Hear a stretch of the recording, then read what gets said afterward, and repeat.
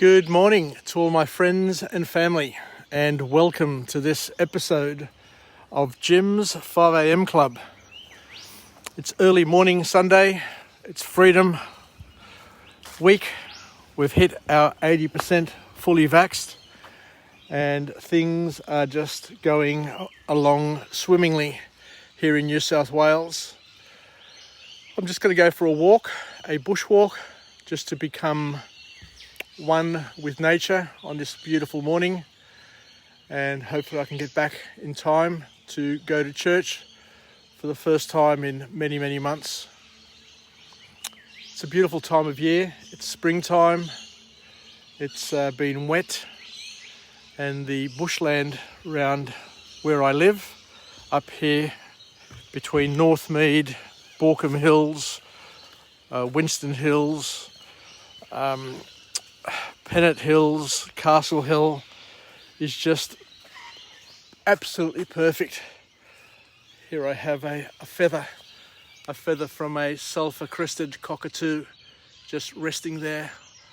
I may pick it up and take it home and show my granddaughters on my way back.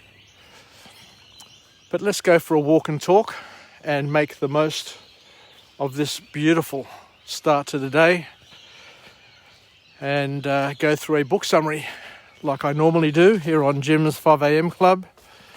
For those who are not aware, I've been hosting the 5am Club for well over a year now, and the objective is to highlight and showcase the beauty of this wonderful city of ours, my city of Sydney,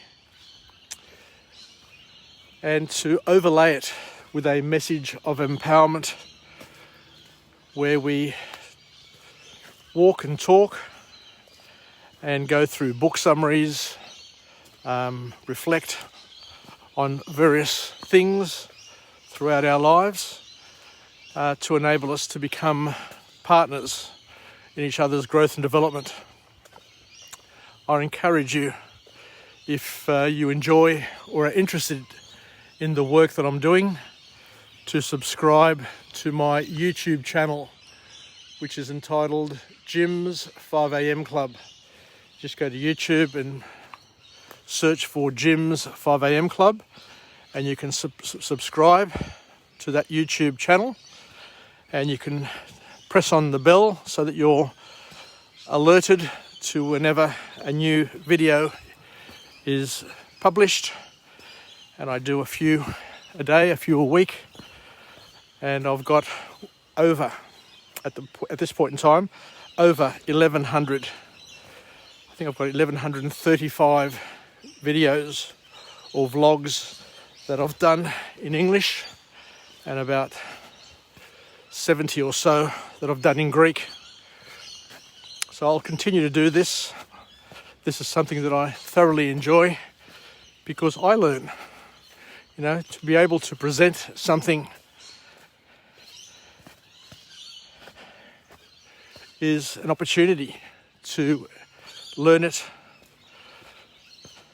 So it's one of the things that, as I said, I really enjoy, and I hope you get to enjoy as well. So pass it on, pass the message on if you can.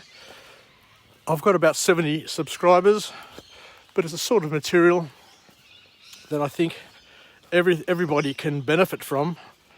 I'm not doing it as a business, I'm doing it as a service to my friends and family, their children, because if I was a young fellow growing up, this is exactly the sort of material that I would have been wanting to have access to help me learn about life, to help me traverse the challenges that everybody gets to experience during their lifetime. So, as I said, please pass it on. Please let your children know, let other people know that there is a plethora of material, personal development material, and at this point in time, I'm probably one of the most prolific vloggers of book summaries and personal development material in Sydney, New South Wales, possibly Australia, and even possibly the world. I haven't come across anybody else who has generated as many vlogs as I have. It's a good thing, it could be a bad thing, who knows. But for anybody who is looking to grow and develop and to leverage OPE, other people's experience, then this could be one of the many options that you could consider, and it's free of charge. I'm not charging money. I've done this as an act of love. This is going to be one of my legacies. When I live, when I die, this is something that I'll be able to hand down to my family, my children, my grandchildren, and they may be able to listen and learn when the time is right. So thank you very much for joining me on this episode. And what I'll do now is go through a book summary as we normally do. And as I say, these are not my opinions, these are not my views. I am just an emissary, a messenger who takes the points out of the book. I overlay some of my experience over the top and try and interpret it in my own way. Once again, I don't say that what I am suggesting is right or wrong, but once again, so I've got a point here. What do I turn? I've got a track. I can go two ways. I can go on the bandicoot, or I can go on the footsteps. So I'll continue along I haven't been on the bandicoot one yet, have I? Let me do the bandicoot. I'll keep on going straight. So the book summary that we're going to do this morning is entitled The Art of Stopping Time by Pedram Shojai. Pedram, what a name that is. Interesting. So the author tells us and opens up the book with an observation where he says that when we align our goals, values, and our plans, we plug in our focus and willpower to make it work. So once again, did you hear that bellbird? How beautiful is it? So what the author is saying is that in order to slow down time and to make the most of time, what we need to do is to align the aspects of our lives, align what we focus on with our willpower, our goals, our values, our plans, our actions. When they become one, then that's when we're at a point where we can slow down time and make time ours. Here comes a duck. Can you see the duck swimming towards me? Let's see if it comes all the way here. So there you go. So this book is about discovering time prosperity, how to make the most of our time. Because time is the most precious thing that we have. It's a gift that is running out and is extremely scarce. So it's important to understand that time is the greatest gift, the most important thing that we have in the world. Nothing is more important than our gift and allocation of time. So the first formal point to come out of this book, hello Ducky, the first formal point to come out of this book is we need to understand that what we get out of each hour depends on what you are doing, your energy, and whatever you're presently engaged in. So what we get out of each hour depends on what we're doing. You know, are we present? Are we living in the past? Are we worried and living and trying to assess the future? Because a lot of time, according to the author, a lot of the time is wasted. A lot of the time is wasted in our life. There you go. Just went past. So the duck's just swimming down the creek. How beautiful is that? How much fun would that be? There you go. That was a bit of an excitement. Bit of excitement for the day. But let's keep on walking and talking. So the author here is talking about time, prosperity. And he says here, and this is really important and a powerful, profound point, that not all hours are created equal. What does he mean by that? What does Pedram mean by not all hours are created equal? So he suggests here that 1 hour spent productively is more valuable than an hour spent unproductive. So what's a productive hour? A productive hour is an hour that we spend and that we enjoy in the here and now.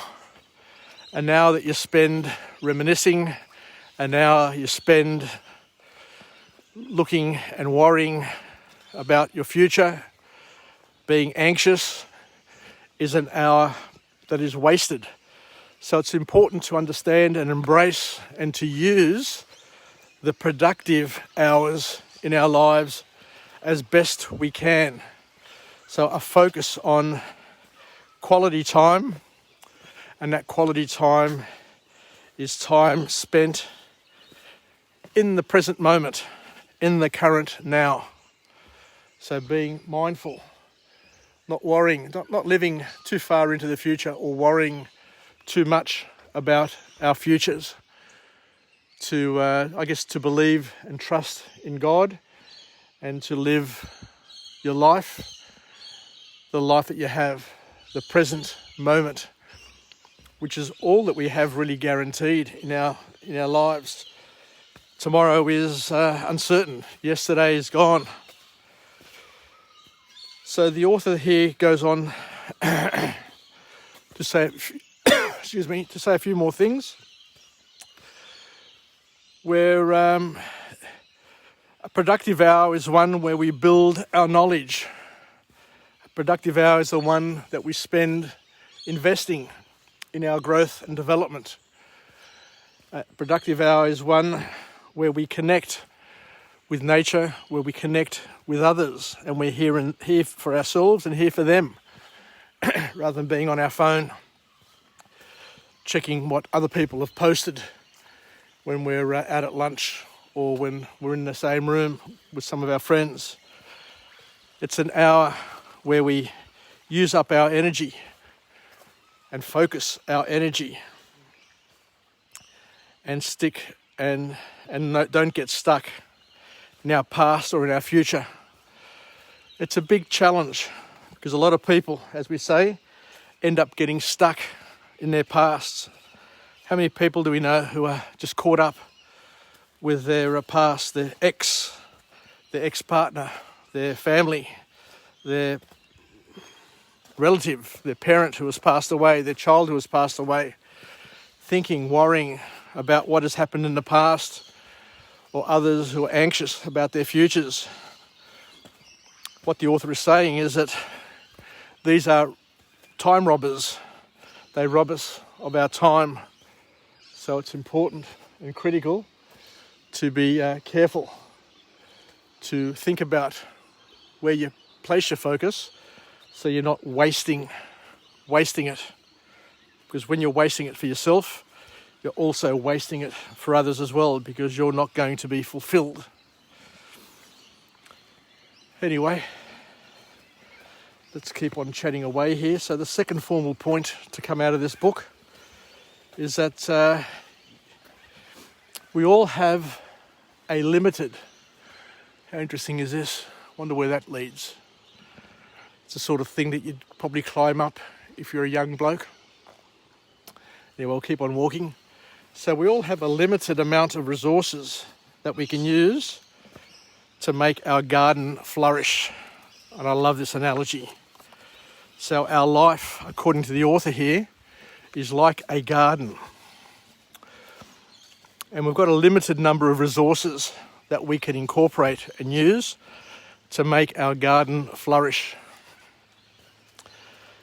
So what the author here is saying, and this is an analogy, a metaphor, that is very interesting indeed, and something that we can all use. There's another path which goes up there. I haven't been up there. I might try it one day. So the author's saying is that our garden has limited water and space. So each plant is a different area of our lives. So look at the garden, and there are different types of plants in the garden. There are petunias, there are pansies, there are tulips, there are herbs. There's a whole stack of plants, and what the author wants us to do is to visualize those plants and to imagine those plants, that each plant is a different aspect or a different area of our lives that you want and need to grow. Looking at our life pie. So what we need to do is we need to identify our priorities and manage our resources carefully if you want those plants to grow and your garden to flourish.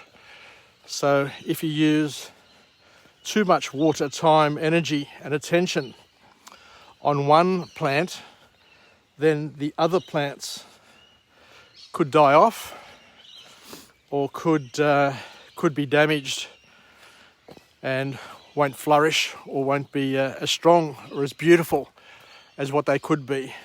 So we need to be careful not to add too many plants to our garden as well. Because if you add too many plants, then you'll choke off the plants that you currently have got there.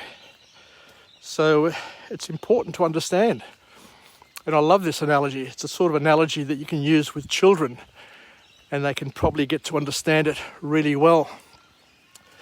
That if you have too many plants that you're tending to in a garden with different needs, because don't forget, a lemon tree has a different need to a petunia, for example. One needs phosphorus, the other one needs sea salt, fertilizer, and some need to be in the sun, others need to be in the shade. So what the author is saying is that each part of our garden is suitable to a certain style and type of plant, and not all plants need the same tendering at the same time, but we need to understand what we need to do at what times in order to get that garden to be managed and to flourish. So the last point to come out of this book, this wonderful book, I absolutely love this book, is that mindfulness is the key to slowing down time. I alluded to this earlier, but the author goes out and says that mindfulness, you need to be in the now, in the present, in order to slow down time and to maximize your allocation of time. So learn to savor the moment. Learn to stop. Learn to listen. Learn to engage. Learn to make the most of this moment that you have. When you're eating, don't just shove all the food into your mouth, into your gob, and chew it and swallow it as fast as possible. As the author says, take time to savour your food. Take time to enjoy it, mouthful by mouthful, morsel by morsel. When you cut a morsel and you place it in your mouth, don't go immediately searching for the next one to cut up and get ready to put into your mouth. Put your knife and fork down and just sit there, chew and enjoy. Enjoy the texture, enjoy everything about what you're eating. Enjoy that moment rather than worrying about the next one and the next one and the next one. So what the author is suggesting is that we need to learn to concentrate on the experience, and by concentrating on the experience and not being distracted by the past and the future, so the past worries or the future, then that's one way of slowing down time and getting the most out of your time allocation. Because what it will do is it will help make time eternal. It'll help you enjoy the moments and feel as if they will just go on forever. So I remember reading a while back that the people who live in the past are the ones who are most inclined to suffer depression. And the people who live too far into the future are the ones who are most probably going to be suffering anxiety, the two evils that cause mental illness. So the answer for each and every one of us is to focus on the present, to be mindful, and to not spend too much time worrying about the past. By all means, consider the past, but don't spend too much time worrying about the past and or too much time worrying about the future, but spend your time here and now. So thank you very much, everybody, for joining me on this episode of Jim's 5am Club. A very interesting book summary with some profound lessons for each and every one of us. I look forward to coming to you again from a different location with a different message, a message of empowerment, where we can be partners, joint partners in each other's growth and development, where we can live, learn and pass it on, and we can enjoy the journey together. There are ups and downs. Life is a challenge for each and every one of us. So it's good to learn, depend and benefit from each other's experiences, from OPE, other people's experiences. And that's what I try and do with Jim's 5am Club. I try to bring to each and every one of us other people's experiences so that we can consider, contemplate, and if we can fit some of those things into our lives or into the way we think, then it could be of a benefit. But every book summary that I've ever read has been an opportunity to learn something new and to incorporate it into the inventory of skills and development that we have available to us. Take care, and I look forward to coming to you again from a different location with a different message of empowerment. It's Jim from Jim's 5am Club. Please subscribe to my YouTube channel, and I will continue to pump out book summaries and find interesting, wonderful locations throughout Sydney, throughout Australia. And now that the international borders are opened up, to maybe travel the globe at some point in time with my beautiful wife Paula and continue this wonderful journey that we all need and we all deserve. Yassas, take care, and bye for now. Ciao, ciao.